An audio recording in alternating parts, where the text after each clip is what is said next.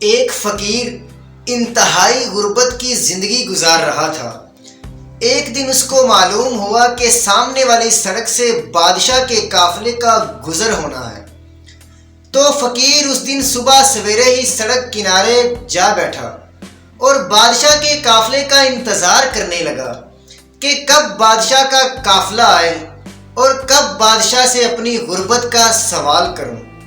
جب بادشاہ کا قافلہ آیا تو فقیر بھوک پیاس سے نڈال پریشان حال بادشاہ کے گھوڑے کے سامنے کھڑا ہو گیا اور بادشاہ کے سامنے اپنا کاسا کر دیا۔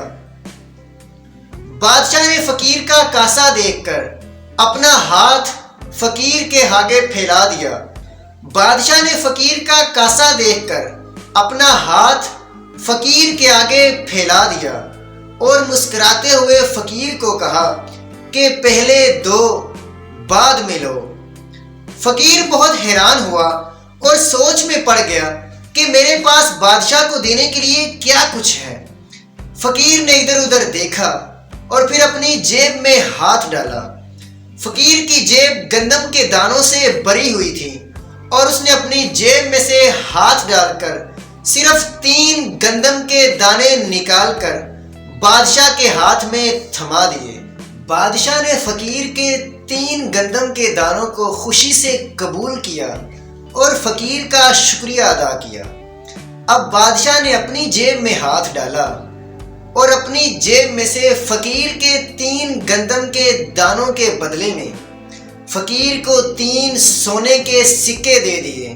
فقیر کی لالچی نگاہوں نے سونے کے سکوں کو دیکھ کر کچھ مزید حاصل کرنے کی خواہش کی۔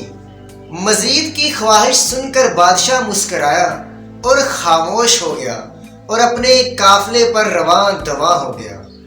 اب فقیر کونے پر بیٹھ کر اپنے آپ کو کوسنے لگا اور کہنے لگا کہ کاش گندم کے کچھ مزید دانے بادشاہ کو دیے ہوتے اور ان مزید دانوں کی بدولت بادشاہ سے مزید سونے کے سکوں کا حقدار ٹھہرتا۔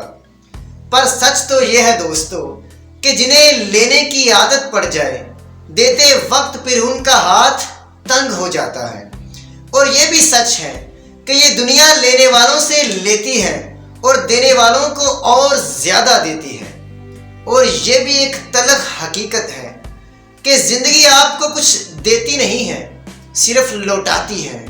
آپ زندگی کو جو کچھ بھی دیتے ہیں زندگی اس سے کہیں زیادہ آپ کو لوٹا دیتی ہے۔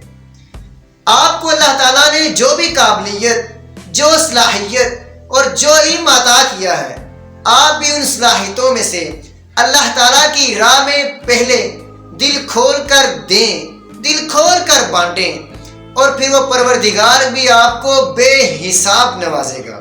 اور جس طرح فقیر کو گندم کے دانوں کی بدولت سونے کے سکے ملے، مگر وہ پروردگار تو بادشاہوں کا بھی بادشاہ ہے، اس کے خزانوں میں کسی چیز کی کمی نہیں۔ جب آپ اس کی راہ میں دیں گے وہ پروردگار بھی آپ کی جولیوں کو سونے کے سکوں، ہیرے اور جواہرات سے بھر دے گا۔ آپ بس بانٹتے رہیے اور پھر اپنی جولیاں بھرتے رہیے۔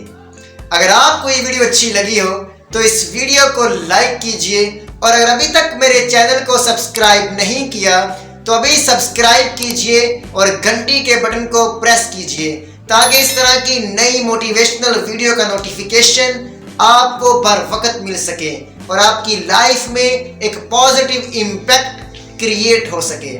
ملتے ہیں انشاءاللہ نیکسٹ ویڈیو میں، تب تک کے لیے اللہ حافظ و ناصر۔